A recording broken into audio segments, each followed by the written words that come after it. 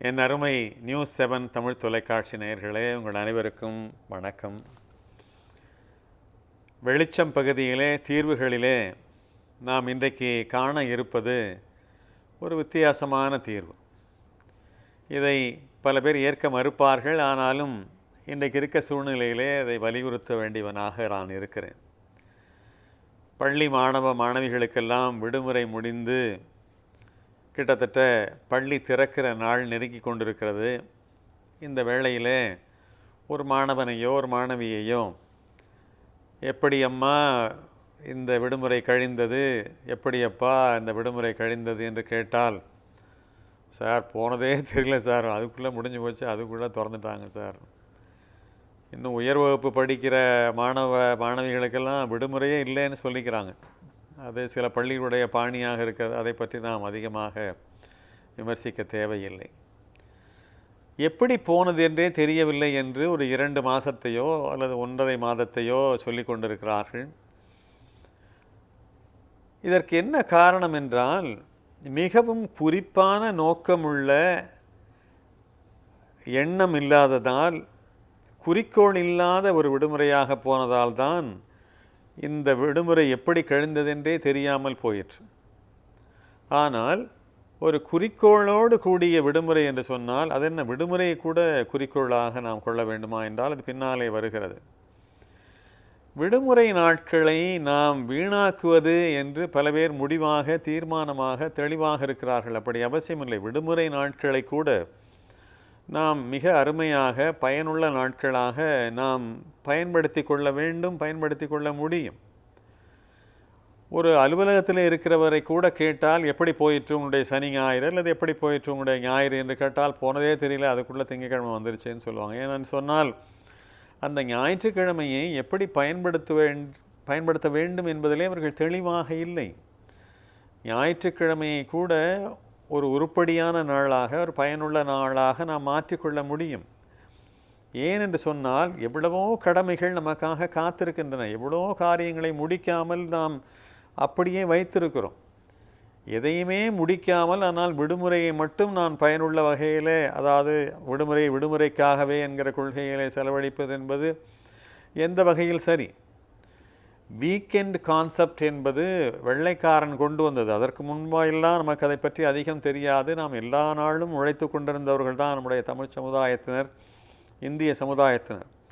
என்றைக்கு 200 ஆண்டுகளுக்கு முன்பாக இவன் காலடி எடுத்து வைத்தானோ அப்பொழுது நம்ம இடத்திலே ஒரு புதுவிதமான கலாச்சாரத்தை புகுத்தினார்கள், சனி ஞாயிறுகளை விரயமாக்குவது என்று. ஆனால் அவர்கள் கூட பார்த்தால் ஞாயிற்றுக்கிழமைகளை கூட, சனிக்கிழமைகளை கூட பயன்படுத்துவதை இப்பொழுது நாம் பார்க்கிறோம்.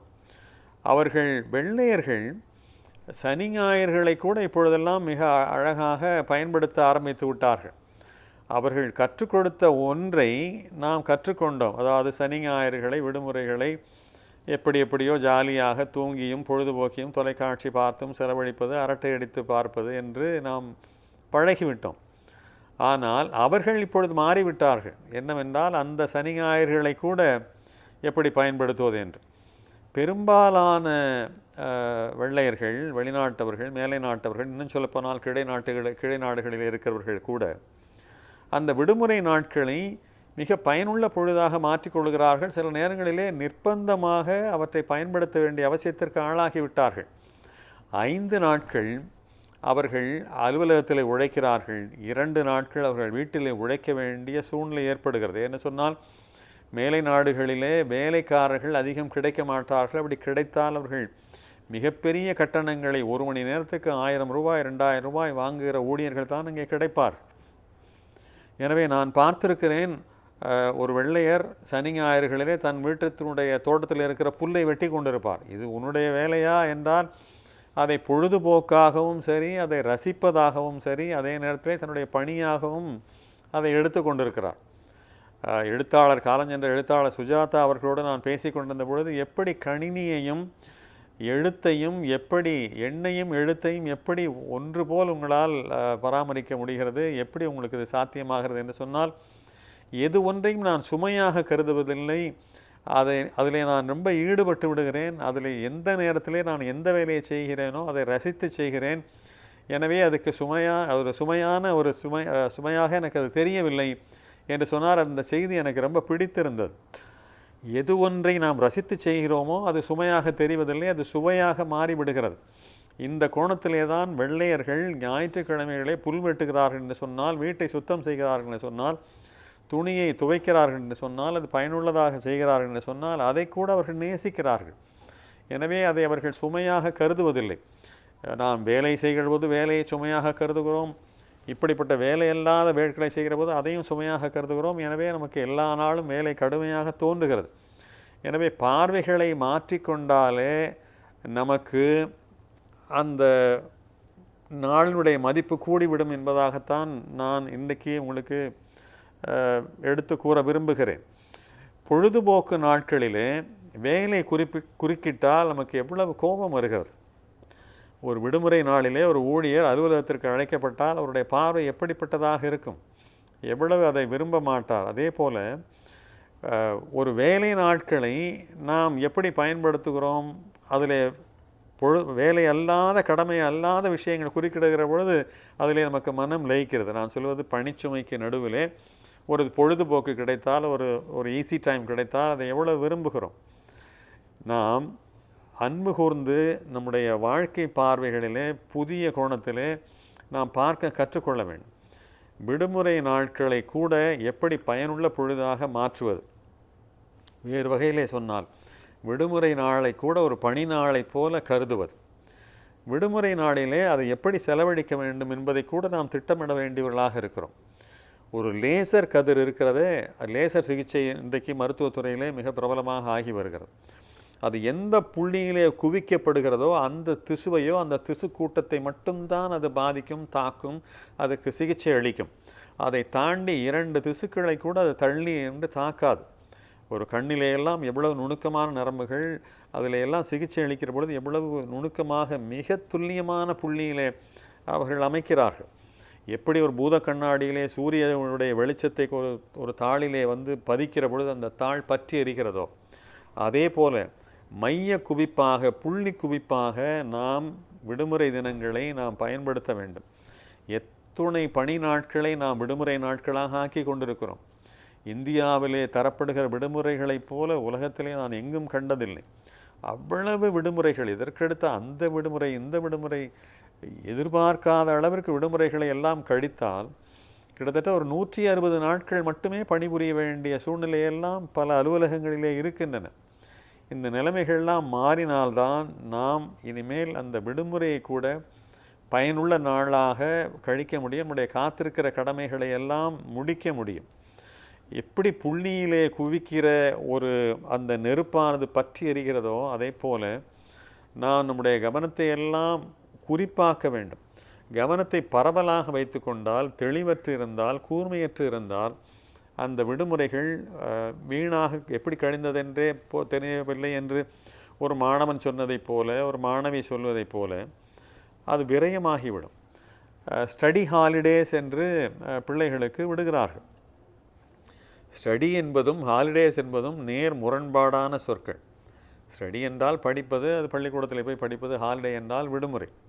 ஆனால் படிப்பதற்காக விடுமுறை தருகிறார்களே, அப்படி என்று சொன்னால் அப்பொழுதுதான் அதிகமாக படிக்க முடிகிறது அல்லவா, அந்த நாளிலே தான். ஏன் சொன்னால் மற்ற கவனங்களெல்லாம் இல்லாமல் அந்த விடுமுறை நாளை எப்படி பயன்படுத்த வேண்டும் என்பதை கல்வித்துறை நமக்கு கற்றுத்தந்திருக்கிறது. இப்பொழுதெல்லாம் நாம் பார்க்கிறோம், அந்த 20 ஓவர் விளையாட்டுகளிலே ஸ்ட்ராட்டஜிக் டைம் என்று 2.30 நமக்காக ஒதுக்குகிறார்கள், 2.5 மணி நேரம். ஸ்ட்ராட்டஜிக் டைம் என்றால் உத்தி. இனிமேல் ஆடுகிற ஆட்டம் வரை சரி, இனிமேல் அதை நம்ம எப்படி கொண்டு போக வேண்டும், இனிமேல் அதை எப்படி செலவழிக்க வேண்டும் என்று. அதே போல் டீ டைம் என்று தருகிறார்கள், ட்ரிங்க்ஸ் என்று தருகிறார்கள். இவையெல்லாம் கிரிக்கெட்டில் நாம் பார்க்கக்கூடிய சொற்களாக இருக்கின்றன. எனவே அந்த நேரத்தை, விடுமுறை நேரத்தை கூட பயனுள்ள நேரமாக மாற்றிக்கொள்ள வேண்டும், பயனுள்ள பொழுதாக மாற்றிக்கொள்ள வேண்டும் என்பதிலே நாம் இனிமேல் குறிப்பாக இருக்கலாம். பணிகளுடைய அந்த விடுமுறை நாட்களுடைய பலன்களை நாம் அனுபவிக்க ஆரம்பித்து விட்டால், உருப்படியான பணிகளை பயன்படுத்த ஆரம்பித்து விட்டால் அது மிக நன்கு நமக்காக வேலை செய்யும். இப்போ என்னையெல்லாம் எடுத்துக்கொண்டால் நான் ஞாயிற்றுக்கிழமைகள் தான் அதிகமாக நான் உழைக்கிறேன். காரணம், அன்றைக்கு விருந்தினர்கள் இல்லை, பார்வையாளர்கள் இல்லை, தொலைபேசி மணியினுடைய அழைப்பு குறைவாக இருக்கிறது, வாயில் மணியினுடைய அழைப்பு குறைவாக இருக்கிறது. அன்றைக்கு தான் அதிகமாக முடிக்க முடிகிறது. அன்றைக்கு ஆகக்கூடிய வேலைகளை வைத்துத்தான் மீதம் இருக்கிற 6 நாட்களை ஓட்ட முடிகிறது. எனவே நமக்கு எந்த விதமான கடமைகளும் பொறுப்புகளும் காத்திருக்கவில்லை என்று சொன்னால் நாம் விடுமுறை நாட்களாகவே கழிக்கலாம், தவறில்லை. அது விடுமுறை என்பது நமக்கு ஒரு உயிர் கொடுக்க வல்லது, ஒரு கூடுதலாக ஒரு நன்மையை செய்ய வல்லது தான்.